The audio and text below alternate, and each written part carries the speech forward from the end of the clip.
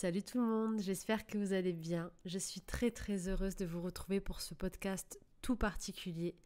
Un podcast qui arrive à un moment clé de ma vie, à un moment de changement très très très très grand. Et donc justement, je voulais vous partager un petit peu ce que j'ai pu ressentir ces derniers jours parce que j'arrive à une étape fondamentale où je réalise un de mes plus grands rêves depuis que je suis toute petite.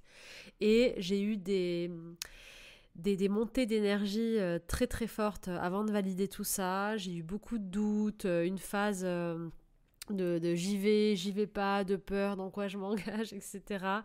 Et un bel apprentissage, vraiment avec un peu de recul, un très beau cadeau de la vie que j'ai envie de vous partager. Une très belle leçon sur les peurs que nous pouvons avoir juste avant de passer à une étape de vie. Parce qu'on a des paliers comme ça dans notre vie, des étapes fondamentales et où certaines parties de notre être sentent qu'il y a quelque chose qui va vraiment changer, qui va radicalement changer. Quand on s'apprête à sauter dans le vide pour sauter vers une nouvelle étape, quelque chose de nouveau, de différent qu'on ne connaît pas, bien forcément ça fait peur. Et aujourd'hui dans ce podcast, je voulais vous raconter un petit peu ce que j'ai vécu, vous parler donc de ce fameux projet pour lequel vous avez été nombreux et nombreuses à voter. On va parler justement de toutes ces intuitions, comment écouter son cœur, comment savoir si c'est le bon choix et voir en fait comment ne pas se laisser obstruer par une peur lorsque vous êtes prête, lorsque vous êtes prêt à réaliser un de vos rêves ou à aller dans une étape fondamentale de votre vie. Et vous allez voir qu'il y a plein de signaux qui arrivent qui sont facilement reconnaissables. Alors pour commencer ce podcast, ce fameux projet, c'est quoi ? J'ai partagé un sondage il y a quelques jours, la veille de signer. J'avais déjà décidé, en quelque sorte, j'avais rendez-vous pour signer, mais j'ai eu une montée et je me suis dit que j'avais besoin de voir quel miroir est-ce que j'avais autour et j'avais besoin d'en parler à la communauté, de partager parce que c'est un projet collectif qui vient d'être lancé. Un projet dont j'ai déjà parlé avant, mais que je n'avais pas envisagé de faire à Ibiza, que j'avais envisagé de faire au Portugal. Mais en fait, tout s'est tellement accéléré, tellement ouvert. Je crois que les guides ou l'univers ou la vie m'a poussé sans même me laisser le choix. Eh bien, j'ai sauté en fait. Même si je pensais que c'était un peu rapide, c'était le moment de signer. Et donc, la veille de la signature, j'ai fait un sondage sur YouTube en vous demandant, sans vous parler du projet, quelle est votre intuition ? Qu'est-ce que vous en pensez ? Parce que c'est bien d'avoir des intuitions de personnes neutres qui sont connectées à la même énergie puisqu'on est ensemble sur cette communauté. Et donc, sur YouTube et sur Instagram, il y avait 3 choix possibles. Oui, vas-y, ce n'est pas le moment, ou quelque chose de mieux t'attend. Et donc, à 90%, que ce soit sur Instagram ou sur YouTube, je crois qu'il y a eu près de 10 000 votes. Donc 10 000 personnes qui ont donné de cette énergie et on avait un grand oui. Alors c'est quoi ce projet ? C'est simplement la création du sanctuaire pour animaux des Gardiens de la Terre à Ibiza. J'en ai parlé il n'y a pas longtemps. C'est un rêve d'enfant pour moi de créer un sanctuaire, un lieu en pleine nature, où il y a beaucoup de terrain et dans une nature sauvage, où on puisse recueillir des animaux sauvés, donc soit d'abattoirs, soit de maltraitance, notamment des animaux de la ferme ou des animaux sauvages, qui pourraient vivre dans ce lieu en fait libre et heureux. Et dans ce lieu dans lequel pourraient venir des personnes, notamment des enfants, pour se reconnecter à cette nature sauvage, à ces animaux et apprendre d'eux afin de vivre un petit peu dans le monde que j'aimerais voir. C'était un peu, dans mon rêve en fait, c'était de créer le sanctuaire du monde idéal dans lequel j'aimerais vivre pour créer quelque chose de concret au-delà de ma vision que je partage dans les programmes, au-delà de tout ce que je partage à travers les mots, les vidéos ou l'association, donner vie en fait à cet idéal, à cette vision que j'ai depuis toute petite. Et donc la création d'un sanctuaire, c'était l'aboutissement, c'était mon rêve de petite fille. Le jour où j'aurai les moyens, le jour où je me poserai plus la question, le jour où j'aurai le temps, en fait, je créerai des sanctuaires, un premier sanctuaire et puis plein partout dans le monde, des bulles d'amour et de reconnexion où animaux, enfants et personnes vivraient ensemble en paix. Et mon grand-père nous a quittés en décembre dernier et la famille a hérité de beaucoup de terres, des forêts au Portugal. Enfin, quelques hectares, je dis beaucoup, mais quelques hectares. Donc, on est dans les montagnes. Et mon grand-père avant de partir, donc j'ai été, parce que j'ai senti que c'était la fin, et en fait, j'étais à ses côtés pour la fin. Et en fait, je lui ai fait cette promesse, c'était de transformer ces terres dans une réserve sauvage qui protégerait la vie et qui serait un symbole de vie pour la suite. Parce qu'il tenait vraiment très fort à ces terres, c'était toute la valeur de ce qu'il avait construit. Et en fait, pour moi, c'était une évidence de créer cette réserve là-bas. Mais finalement, ce qui s'est passé, c'est que la réserve là-bas, c'est une forêt, c'est totalement sauvage, et je ne me voyais à aucun moment détruire quoi que ce soit ou construire quoi que ce soit dedans.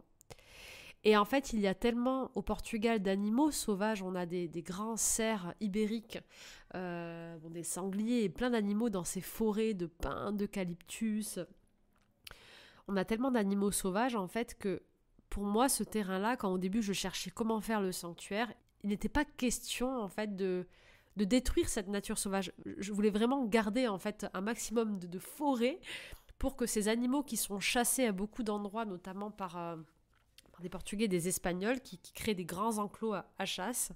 C'est quelque chose d'atroce. Vous pouvez aller voter pour la pétition justement sur le site gardiendelaterre.com au singulier pour en savoir plus. Eh bien, moi je voulais avoir des forêts qui seraient des réserves naturelles protégées et auxquelles on ne pourrait pas toucher en fait dans des lieux dans lesquels ces animaux, en mettant une intention en fait énergétique, pourraient venir se réfugier et vivre en paix et en sécurité. Et donc, j'ai eu du mal en fait à connecter le sanctuaire, la forêt, et pourtant passer la forêt en mode sanctuaire, réserve protégée, c'était facile. On a commencé à faire les panneaux, les demandes à la mairie, etc. pour en faire une réserve naturelle en fait, protégée. Et hyper fluide pour cette partie au Portugal. Je pars début juin au Portugal pour aller valider tous les papiers pour classer ces hectares et ces hectares de forêt en réserve naturelle protégée. Et ok. Et j'avais donc en suspens toujours mon sanctuaire. Mais qui est un rêve depuis petite fille, un rêve où je me dis ça sera plus tard, ça sera à la fin, ça sera quand j'aurai le temps, quand j'aurai beaucoup d'argent pour investir, pour financer, etc. Et à côté de ça, je fais mon métier que j'adore avec mes coffrets, je faisais des voyages humanitaires, le programme Gardien de la Terre, là je forme gratuitement des ambassadeurs partout dans le monde, j'en ai fait un livre. Et là j'ai décidé d'arrêter de prendre l'avion récemment pour des raisons écologiques tout simplement et d'essayer de voyager depuis chez moi, de voyager autour de chez moi. Je pense que le confinement il a été très révélateur pour beaucoup d'entre nous. Et du coup, on est sur la formation d'ambassadeurs partout dans le monde à distance pour que le message et le programme continuent à travers le monde sans que j'aie à me déplacer. Et puis pour que chacun puisse le relayer, en fait, qu'on soit comme une grande toile d'araignée. Et donc, en vivant ici à Ibiza, sur cette île où je me sens vraiment chez moi, énergétiquement, c'est vraiment un espace dans lequel je me vois vivre longtemps. Et puis, de fil en aiguille, en étant là depuis pas si longtemps que ça, même si on est venu souvent ici, mais que j'y habite vraiment, c'est depuis le mois d'août dernier, je me suis dit, mais pourquoi pas faire le sanctuaire ici ? Des connexions, des rencontres se sont mises en place très très rapidement. Et cette semaine avec cette lune rose, mais de manière rapide, en 4 jours ça a été fait, une annonce, une location, je reçois un message, une visite, je croise le propriétaire au milieu de la route le lendemain, par hasard, sur un petit chemin de campagne, des rencontres connectées, la maison qui a la même couleur, c'est la même maison que j'ai en France, un rouge terracotta, vous savez que c'est ma couleur préférée, pour ceux qui me suivent et voient ma charte graphique. Et un lieu, sur l'annonce il y avait une superficie et quand j'arrive là-bas, en fait il y a 100 000 hectares, c'est une vallée. Dans une zone de l'île où quand je suis arrivée, je me suis dit c'est là que j'habiterai, c'est là que je serai, c'est là que je vais construire quelque chose. Un endroit magnifique qui appartient à des personnes ibizenques, à des locaux, des gens d'ici, des familles d'ici. Et un endroit qui est en location. Et en fait, toute cette symbolique de pouvoir louer quelque chose à une famille locale en travaillant ensemble pour ce projet, c'était une évidence. On a eu un coup de cœur. En arrivant là-bas, le propriétaire, confinement, gros déclic, il arrête son travail. Il travaillait pour la mairie dans la section des animaux, justement, de la protection et référencement des animaux. Il a déjà des moutons, des poneys et un amour et une passion pour les animaux, un projet de thérapie par la médiation animale. Enfin, il me parle de ces projets c'est comme si tout s'alignait, c'est comme si tout ce que j'avais visualisé ces 10 dernières années, les idées que j'avais un petit peu mises sur croquis, que je vous ai aussi partagé plusieurs fois, se mettaient en place. Et je parle du projet à ce propriétaire avec l'agent immobilier, et c'est un coup de cœur. C'est un coup de cœur alors que pour trouver un terrain où on accepte de recevoir des animaux comme des cochons, des vaches, vraiment dans un terrain comme ça, un petit peu des animaux pour faire un refuge en fait, dans un terrain qui est en location, je pense que vous allez être d'accord avec moi, c'est plutôt rare. Pour moi, la location, c'était improbable parce que je me suis dit, bon, c'est un risque aussi avec des animaux, mais surtout, qui c'est qui va nous louer et nous laisser mettre des abris, construire une petite clinique ou une zone de soins pour les quarantaines, construire des choses pour mettre des tipis, des éléments pour les enfants, pour la formation, recevoir du monde, des bénévoles du monde entier, des volontaires qui vont venir s'occuper des animaux, qui vont venir faire le programme ambassadeur gardien de la terre, suivre des ateliers cuisine végétale. Qui c'est qui va vouloir autant de monde en fait ? Et c'était vraiment une limite que j'avais. Et je m'étais dit, non, si on fait ça, il faudra qu'on achète. Et puis les prix, c'était impossible, c'était totalement hors budget en fait pour nous à Ibiza. Et donc, je tombe sur cette personne et c'est allé tellement vite. C'est allé tellement vite que je me suis dit, mais c'est pas possible. Et j'ai eu peur parce que la veille, je vous partageais le podcast sur la lune de cette semaine où je vous disais tout ce qui est fait cette semaine qui va dans le chemin de votre âme, ça va s'ouvrir, ça va être rapide. On est dans la semaine du karma instantané. Vous allez voir, vous mettez les intentions, les chemins qui s'ouvrent, allez-y, ne réfléchissez pas. Mais tout ce qui bloque, n'y allez pas, c'est pas bon, c'est que la lune est en train de travailler pour nous. Et le lendemain, j'ai la première visite, j'ai un message, je pense. J'ai eu le message de l'agent immobilier qui me contacte en parlant de cette location, je pense 30 minutes après vous avoir posté le podcast lundi. Et là, ça s'est enchaîné. Mais ça s'est enchaîné.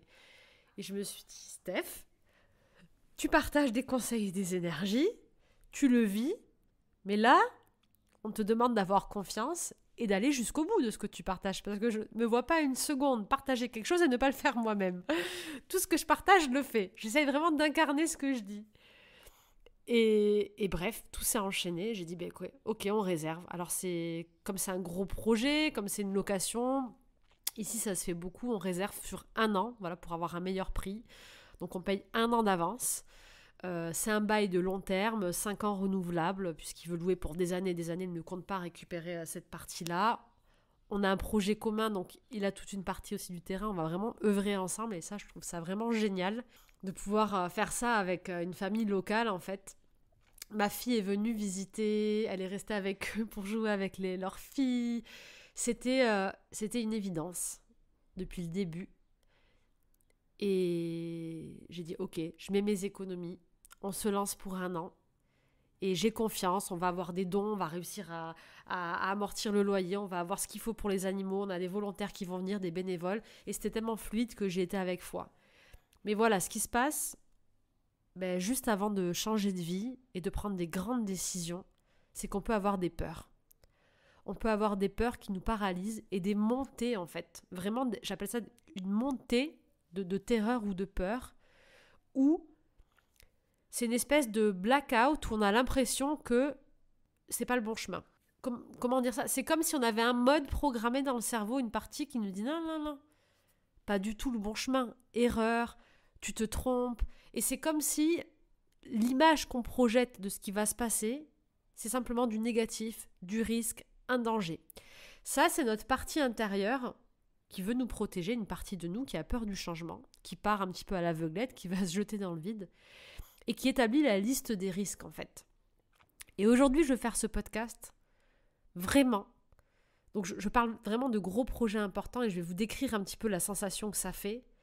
Mais si vous avez cette sensation avant d'atteindre un rêve que vous avez depuis très longtemps, qui vit dans votre cœur depuis des années, et que c'est ce genre de sensation de vous dire vous êtes à côté de la plaque, c'est pas du tout ça, ou vous êtes prête à faire un reset de votre rêve juste quelques heures avant de sauter le pas, ce genre de sensations-là, elles sont le signe que vous êtes en train de basculer sur le bon chemin. C'est juste un mode sécurité, peur, parce que vous allez vous jeter dans le vide.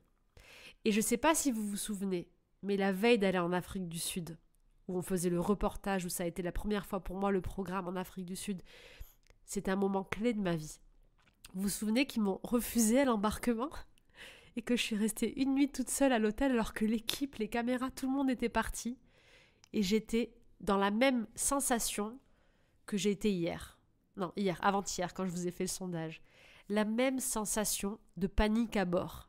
Vraiment peur-panique, quoi. C'est une panique comme une personne qui aurait peur du vide et qui se retrouve sur un fil au milieu du Grand Canyon, vous voyez ? Le genre, c'est pas des peurs intuitives où il y a des risques, où c'est une intuition, c'est vraiment une peur paralysante en fait.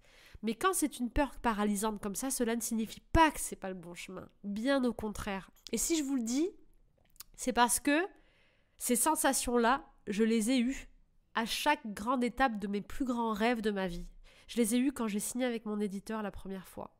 Je les ai eues quand j'ai su que je tombais enceinte alors que ça faisait 10 ans que j'étais stérile, que j'étais malade et que je m'étais fait une raison que je ne serais jamais maman.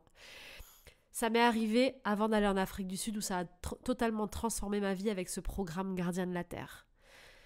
Ça me l'a fait avant de partir pour mon premier voyage humanitaire en Afrique où je me suis reconnectée à mon âme. Ça me l'a fait avant de transformer ma vie et de me lancer dans ce que j'aimais vraiment et qu'aujourd'hui c'est un succès. Et ça me l'a fait avant-hier, juste avant que je réalise un rêve que j'ai depuis que je suis toute petite. Depuis toute petite. Et donc dans ce podcast aujourd'hui, déjà je voulais vous remercier de tous vos votes. Vos 3 votes ont été justes. Ceux qui m'ont dit un grand oui, c'était aligné avec moi. Ceux qui m'ont dit c'est pas le moment, c'était aligné. Pourquoi ? Parce que la signature s'est faite cette semaine, mais le début, on aura la clé le 1er juillet. Donc si vous avez ressenti ce n'est pas le moment, c'est normal. C'est parce que, en fait, le moment, là, c'est la signature, mais le moment de commencer, ça sera début juillet. Donc, toutes vos intuitions étaient très bonnes. Et ceux qui ont ressenti quelque chose de mieux t'attend, l'intuition est aussi bonne puisqu'on doit reconstruire un petit peu l'endroit et qu'on doit transformer l'endroit. Donc en fait, la façon dont on va commencer là maintenant, parce qu'on peut accéder pour commencer les extérieurs, cela ne sera pas la finalité du projet. Donc on le construit en étapes. Mais ce que je veux vous dire aujourd'hui, vraiment, c'est apprenez à sonder réellement quels sont vos rêves et pourquoi est-ce que votre âme vibre.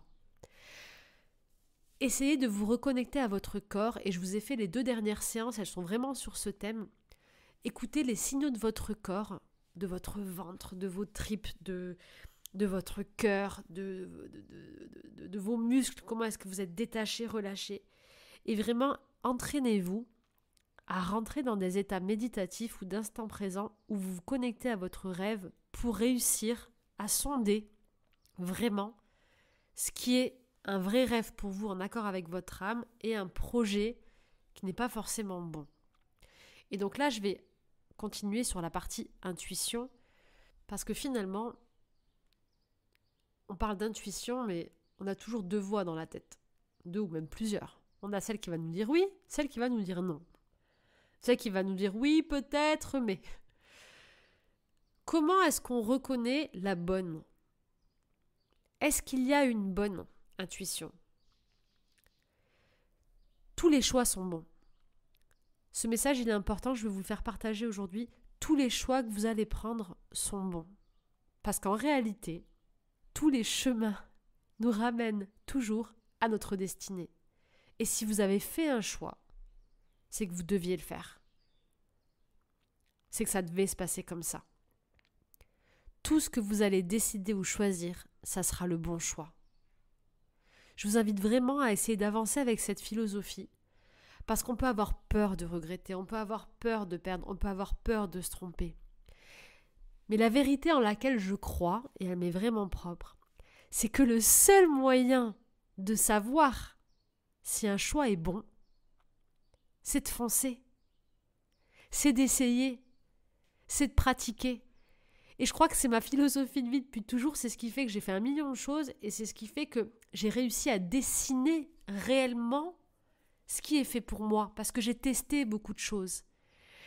Et plus on va se lancer, plus on va essayer, plus on va foncer, plus on va se rendre compte réellement dans la matière, on va le vibrer dans notre corps. Et en fait, l'intuition, pour moi, aujourd'hui, ce que je veux partager sur ce thème-là, c'est que c'est simplement comment se sent votre corps, comment est-ce que vous êtes face à une situation dans l'instant présent, dans la matière, dans le concret. Parce que dans l'esprit, se dire oui c'est bien, oui c'est pas bien, parfait. Mais dans la réalité après, comment vous allez vous sentir? Comment vous allez vous sentir avec cette expérience de plus? Même si c'est un échec, même si ça vous a blessé, à la fin, quand on regarde cette expérience avec du recul, est-ce que c'est quelque chose de positif pour vous, qui vous fait du bien à l'instant T parce que c'est un apprentissage, c'est quelque chose qui vous a donné des forces? Ou est-ce qu'au contraire, c'est quelque chose qui vous épuise physiquement? La meilleure intuition que vous puissiez avoir aujourd'hui, c'est de vivre la chose, de le tester, de vous lancer et d'aller jusqu'au bout. Comme ça, vous n'aurez pas de regrets. Vous aurez essayé. Je ne sais pas s'il y a vraiment un bon moment, s'il y a vraiment un plus tard, demain. Si quelque chose se présente devant vous et que ça vibre avec vous, si c'est aligné, si ça a l'air de coller avec ce que vous êtes, essayez. Qu'est-ce que vous avez à perdre d'essayer?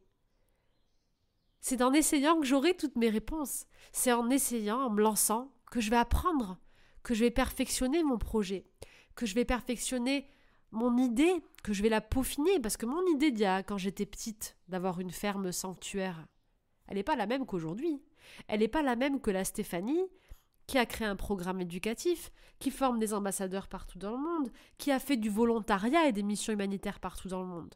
Si je n'avais pas vécu tout ça, j'aurais pas aujourd'hui l'envie de faire de ce sanctuaire un lieu où des volontaires pourraient venir, des ambassadeurs pourraient venir se former, où des enfants viendraient vivre le programme. Et donc, la Stéphanie d'il y a 5 ans, les choix qu'elle a faits, elle était sur le bon chemin. Et la Stéphanie d'aujourd'hui, elle est aussi sur le bon chemin, parce qu'elle fait en fonction de son apprentissage. Et pour vous, c'est la même chose. Pour vous, réellement, c'est la même chose.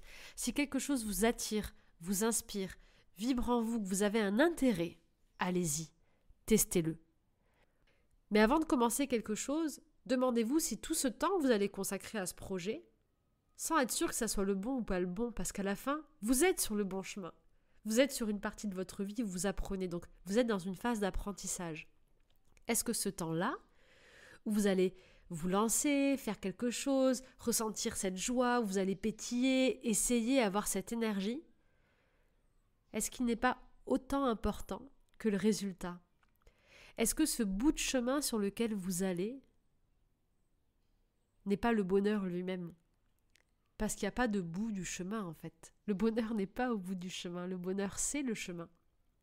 Donc avant de réaliser un de vos plus grands rêves, avant de changer de vie, lorsque votre âme sait qu'elle va passer à un palier, lorsque votre âme et votre enfant intérieur a repris le contrôle et que vous vous apprêtez à réaliser vos rêves, vous pouvez avoir des instants de panique.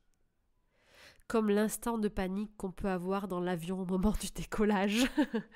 Ceux qui s'accrochent au fauteuil comprendront de quoi je parle. Avant d'arriver dans les airs et de sentir cette sensation où on est entre deux mondes, où on vole, il y a cette peur panique. Cette peur où on est encore sur le sol et on s'apprête à changer d'air en fait. On va décoller. Et avant le décollage, on peut paniquer totalement. Et comment ça se manifeste? Ça se manifeste vraiment de manière très radicale. C'est comme ça que vous allez faire la différence entre une intuition qui vous dit non ou alors la peur panique avant une étape de vie.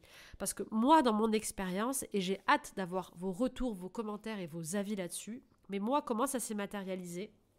À chaque fois, j'ai plein de peurs tout le temps. J'en ai tout le temps, des peurs, des pensées qui me passent, et non, c'est pas bon. J'ai plein de peurs tout le temps. Mais là, c'est pas pareil. Je suis pas quelqu'un qui panique, je suis une aventurière, j'ose, je fais plein de choses.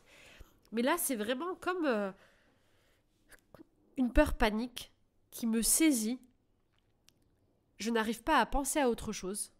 Et en fait, j'ai un film, une projection de ce qui va se passer de manière dramatique qui prend la place de tout. C'est-à-dire que tout mon élan créatif, tout mon enfant intérieur, toute la joie que j'ai, c'est comme si j'ai un autre esprit qui vient à l'intérieur de moi. Donc ça, c'est notre part qui nous protège, qui met le haut là, cette partie de nous qui est là pour nous protéger. Donc merci à elle d'être là et on va devoir la rassurer.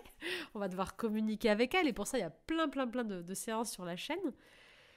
Mais on a cette partie, cet adulte intérieur, on va dire, pour faire la métaphore, qui vient et qui éteint totalement la voix de l'enfant intérieur et qui va nous exposer tous les risques, tout le danger, le côté le plus sombre en fait de ce qui risque de se passer.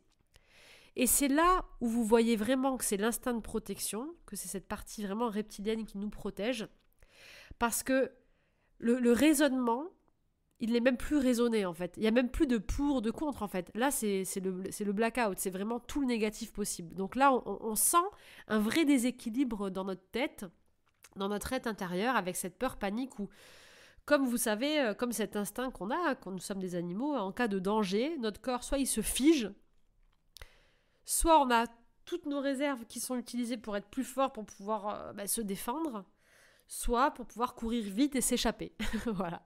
Mais c'est un peu ce qui se passe face à un grand changement de vie où on a un grand danger. Et donc, ce que je veux vous dire avec ce podcast, que je vais bientôt finir parce que je parle, on est à 31 minutes, c'est que quand vous vivez ça, cette sensation, que ça soit bon ou mauvais ce qui va se passer, et je crois qu'il n'y a pas de mauvais parce que si tout se passe dans le courant des choses, comme je vous l'ai un petit peu raconté de manière facile, évidente, etc., c'est que c'est le bon chemin. Et de toute façon, ça sera un apprentissage.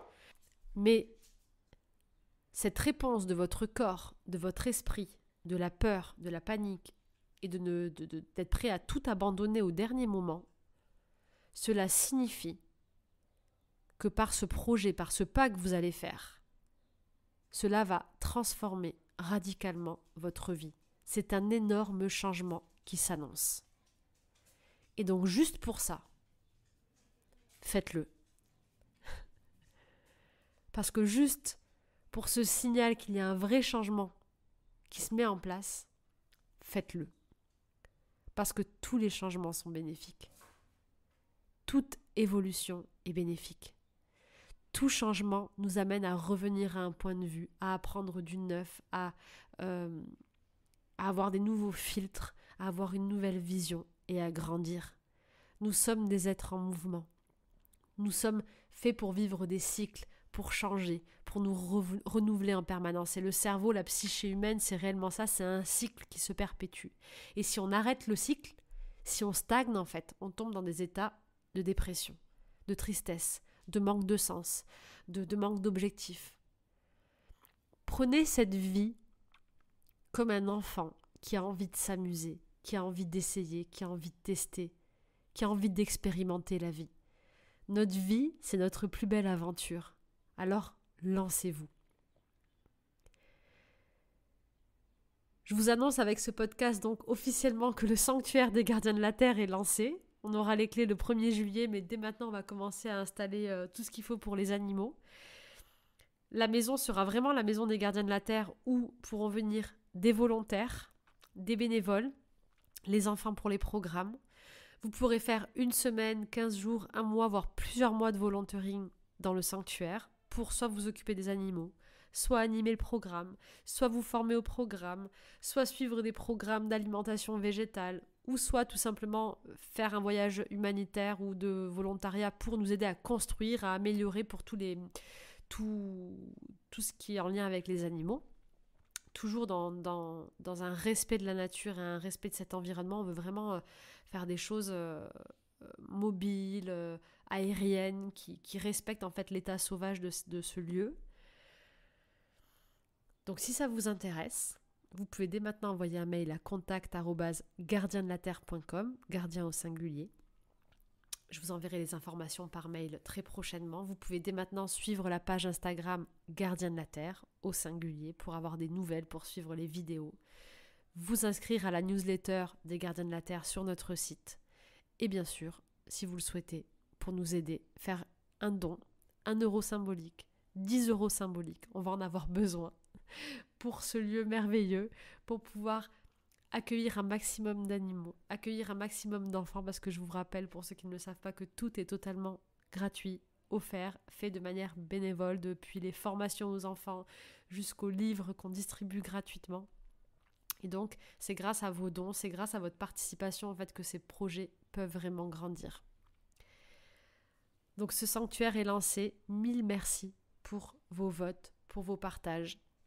Merci pour votre soutien. Merci pour toute cette force que vous me donnez.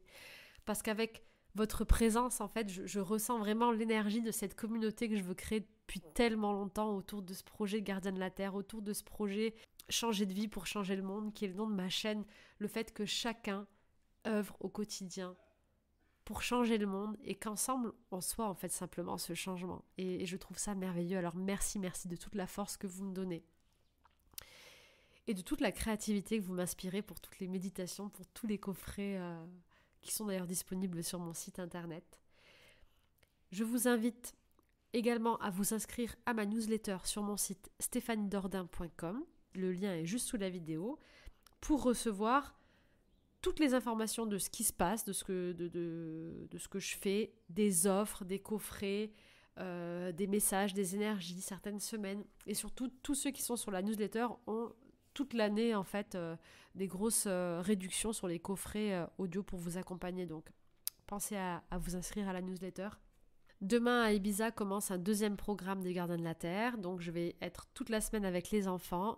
Jeudi, il n'y aura pas de méditation. Par contre, je vous invite vraiment à écouter, si ce n'est pas déjà fait, la méditation de jeudi dernier pour justement écouter son guide intérieur, se recentrer, parce que si vous vivez une étape difficile ou que vous avez besoin de faire un choix, que vous avez besoin en fait de savoir où aller, de vous positionner, surtout avec cette période de cette lune qui est très très forte et qui va vraiment vous pousser, vous ouvrir plein de portes et en fermer d'autres, je vous invite vraiment à écouter cette méditation, la dernière que j'ai faite, le lien va être juste là. Va s'afficher sur la vidéo et je le mets aussi en dessous de la vidéo et à la fin de cette vidéo. Vraiment écoutez cette méditation parce qu'elle est courte, il y a des exercices de respiration, des exercices corporels et elle permet vraiment de trouver des réponses en soi. Et comme je le partage toujours, toutes les réponses sont en chacun de nous. Le monde entier est un miroir, mais la vérité reste toujours à l'intérieur. J'espère que ce podcast vous aura inspiré, que cette petite histoire, témoignage, j'avais fait la même chose quand j'avais déménagé justement à Ibiza, vous permettra de voir un petit peu comment les choses peuvent s'enchaîner et juste que ça vous rappellera deux choses importantes. La première, c'est que quand il y a un grand changement de vie, votre corps peut se figer, vous pouvez angoisser, mais ça ne veut pas dire que c'est un non. Donc vraiment, apprenez à écouter votre corps et n'ayez pas peur de changer, d'oser et de vous lancer. Et la deuxième, c'est que la meilleure des réponses, la meilleure des intuitions, la meilleure façon de savoir que vous êtes sur le bon chemin, que vous ne vous êtes pas trompé, c'est d'essayer. C'est de vivre en fait, tout simplement. J'ai hâte d'avoir vos messages et vos retours en commentaire. J'espère que cette petite histoire vous a plu, vous a inspiré. Si ce n'est pas déjà fait, vous pouvez vous abonner sur la chaîne, partager la vidéo et nous soutenir et surtout soutenir l'association. Tous les espaces pour les dons sont sur gardiendelaterre.com. C'est une association d'intérêt général, donc tous vos dons sont déductibles des impôts à 66%. Donc sur 1 euro, en fait, on donne 33 centimes, ce qui est rien du tout. Donc vraiment, je compte sur vous pour votre participation et pour votre soutien. Je vous remercie du fond du cœur de m'avoir écouté, de votre présence. Je vous souhaite de réaliser vos rêves, d'écouter votre âme et de faire confiance aux énergies de cette semaine, celle qui arrive encore là, pour laisser la lune vous guider et l'univers vous guider vers votre chemin, car cette semaine, c'est vraiment un bon moment pour se reconnecter à son âme et revenir sur le chemin de notre destinée. Et je terminerai par cette citation que j'ai écrite dans mon premier livre. N'oubliez pas que la destinée est comme un boomerang. Vous pouvez essayer de la jeter aussi loin que possible. Elle finira toujours par revenir à son propriétaire. Donc peu importe les choix que vous allez faire, tous vos choix sont les bons. Il n'y a pas d'erreur possible. Tous les chemins vous mèneront à votre destinée. Je vous embrasse bien fort. Mouah.